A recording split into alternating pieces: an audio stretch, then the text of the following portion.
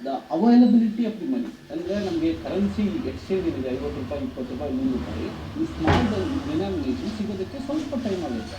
ನನ್ನ ಪ್ರಕಾರ ಸಾರ್ವಜನಿಕರು ಇದಕ್ಕೆ ಸ್ವಲ್ಪ ಸಪೋರ್ಟ್ ಮಾಡಿ ವೆಯ್ಟ್ ಮಾಡಬೇಕಾಗುತ್ತೆ.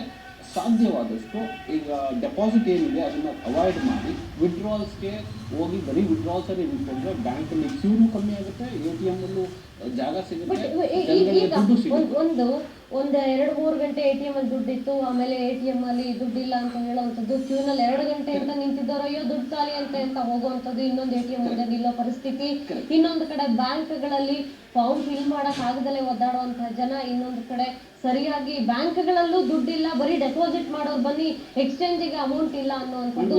ಪೋಸ್ಟ್ ಆಫೀಸ್ ನಲ್ಲಿ ಅವೈಲಬಲ್ ಇದೆ, ನಿಮ್ಗೆ ಭಾನುವಾರ ಶನಿವಾರ ಕೂಡ ವರ್ಕ್ ಮಾಡ್ತವೆ ಬ್ಯಾಂಕ್ಗಳು, ಪೋಸ್ಟ್ ಆಫೀಸ್ಗಳು, ನೀವು ಹೋಗಿ ಅನುಕೂಲ ಆಗುತ್ತೆ ಅಂತ ನಾಯಕರುಗಳೇನೋ ಹೇಳ್ತಾರೆ. ಆದ್ರೆ ನಿಜಕ್ಕೂ ಅಲ್ಲಿ ವರ್ಕ್ ಆಗ್ತಿದ್ಯಾ, ನಿಜಕ್ಕೂ ಅಲ್ಲಿ ಇಡೀ ದಿನ ಬೆಳಗ್ಗೆ ಸಂಜೆವರೆಗೂ ದುಡ್ಡು ಸಿಗ್ತಾ ಇದೆಯಾ ಎಕ್ಸ್ಚೇಂಜ್ ಮಾಡೋಕ್ಕಾದ್ರೂ?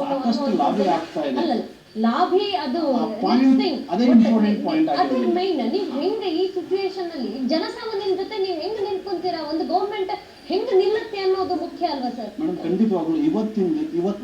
ಒಂದು ಪ್ಲಾನ್ ಏನ್ ಮಾಡ್ತೀರಾ ಅದನ್ನ ಎಕ್ಸಿಕ್ಯೂಟ್ ಮಾಡುವಾಗ್ಲೂ ಕೂಡ ಅಷ್ಟೇ ಪರ್ಫೆಕ್ಟ್ ಆಗಿದ್ದಾಗ ಜನ ನಿಮ್ಮನ್ನ ಎಕ್ಸೆಪ್ಟ್ ಮಾಡ್ತಾರೆ. ಒಂದು ಆರ್ಥಿಕ ಬದಲಾವಣೆಗೆ ಅಟ್ಲೀಸ್ಟ್ ನಾವು ಗೌರ್ಮೆಂಟ್ಗೆ ಸ್ವಲ್ಪ ಟೈಮ್ ಕೊಡಲೇಬೇಕು. ಯಾಕೆಂದ್ರೆ ಅದು ರಾತ್ರಿ ಒಂದೇ ದಿನದಲ್ಲಿ ಇಷ್ಟು ಕಂಟ್ರೋಲ್ ಮಾಡ್ತೀನಿ ಅಂದ್ರೆ ಇದು ಪಾಸಿಬಲ್. ಸರ್, ಒಂದು ನಾನು ಕೂಡ ಸ್ವಾಗತ